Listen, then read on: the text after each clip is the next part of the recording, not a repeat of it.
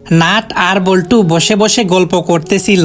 তখন নাট বল্টুকে বলল, দোস্ত, তোর নিজের কোন গুণটাকে তুই সবচেয়ে বড় মনে করিস? তখন বল্টু বলল, দানশীলতা। তখন নাট বলল, তাহলে দোস্ত আমাকে 200 টাকা দে।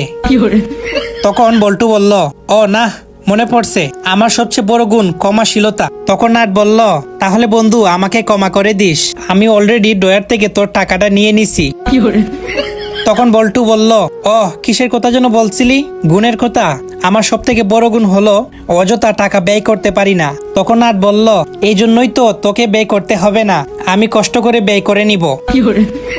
তখন বল্টু বলল, এর চেয়েও আমার আরো বড় গুণ কি জানোস? আমি খুব হিসেবি। তখন নাট বলল, ভালোই হলো, আমি আবার এই দিকটায় কাঁচা। এই দেখ না, 200 টাকা নিতে যেয়ে ভুল করে 150 টাকা নিয়ে নিছি। তুই তো হিসেবি মানুষ, হিসেব করে বাকি টাকাটা দিয়ে দে তো। তখন বল্টু বলল, দোস্ত, দেখতেই পাচ্ছিস তুই এত পক করার পরেও আমি ধৈর্য ধরে তোর কথা শুনতেছি। বুঝতেই পারছিস আমার সব থেকে বড় গুণ ধৈর্য ধারণ করা। তখন নাট বলল, ধৈর্য ধর, বছর খানেকের মধ্যে টাকাটা ফেরত দিয়ে দিব।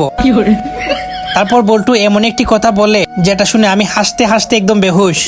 বল্টু কি বলে সেটা শোনার আগে তোমাদেরকে একটা ম্যাজিক শিখাই। প্রথমে ভিডিওতে লাইক দিবা, তারপরে সাবস্ক্রাইব বাটনে ক্লিক করবা, তারপরে শেয়ার অপশনে গিয়ে সবার লাস্টে ক্লিক করলেই দেখতে পাবা এরকম ম্যাজিক। এবং মাকে যারা মন থেকে ভালোবাসো শুধুমাত্র তারাই ভিডিওতে লাইক করে চ্যানেলটা সাবস্ক্রাইব করে দিবা। পরে বল্টু বলল, আচ্ছা তুই বল, একটা মানুষের কতগুলো গুণ থাকা সম্ভব? আমি আসলে এতক্ষণ ধরে মিথ্যা কথা বলেছি। আমার সব থেকে বড় গুণ হলো মিথ্যা কথা বলা। দে টাকাটা ফেরত দে। তখন নাট বলল, টাকাটা না দেওয়ার জন্য তখন তুই মিথ্যা বলছিলি? ধন্যবাদ, আমি জানতাম তুই টাকাটা দিবি।